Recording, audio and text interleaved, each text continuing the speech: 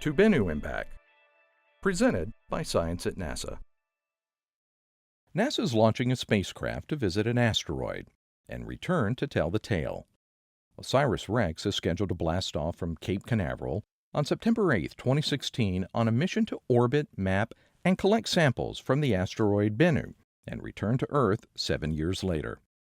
Discovered in 1999 by the NASA-funded Linear Asteroid Survey, Bennu measures about 1,650 feet across and weighs over 60 million tons.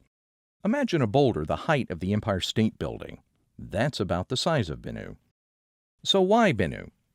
Because the asteroid is interesting due to its size and composition, and it is accessible to be sampled. Bennu is a primitive and carbon-rich asteroid. Primitive asteroids contain material that has not changed significantly since they formed over 4.5 billion years ago. The analysis of any organic material found on Bennu will give scientists an inventory of the materials present at the beginning of the solar system that may have had a role in the origin of life on Earth and potentially elsewhere.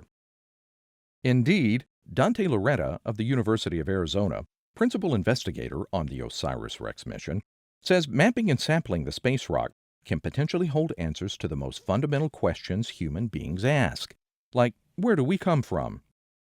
To get to Bennu, OSIRIS-REx will perform a series of deep space maneuvers, first orbiting the Sun for a year, and then using Earth's gravity to be slung towards the asteroid.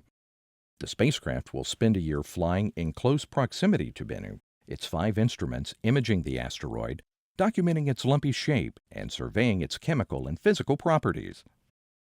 In July 2020, OSIRIS-REx will approach Bennu and execute its touch-and-go, or tag maneuver, a mechanical arm that functions like a combination sample scoop and pogo stick will be extended from the spacecraft. The spacecraft will slowly approach the asteroid until the sample head at the end of the arm gives a gentle high five to the surface.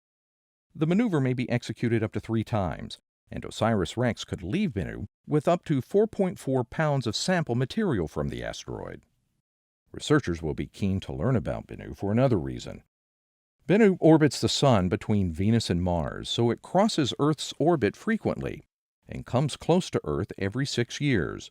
In 2135, Bennu will make an especially close approach to Earth, just within the Moon's orbit. This will change Bennu's orbit, and it is more difficult to predict how much closer it may come to Earth after that close encounter. Loretta says we need to learn as much about Bennu as we can.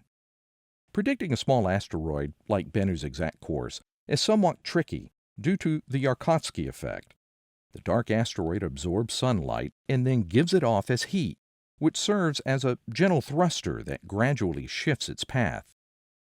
Edward Bayshore of the University of Arizona, deputy principal investigator for OSIRIS-REx, says we'll get accurate measurements of the Yarkovsky effect on Bennu by precisely tracking OSIRIS-REx as it orbits the asteroid. If all goes as planned, OSIRIS-REx will fire its main engines in March 2021 and begin its journey back to Earth. The samples will arrive in September 2023, when a capsule containing bits of Bennu will land at the Utah Test and Training Range.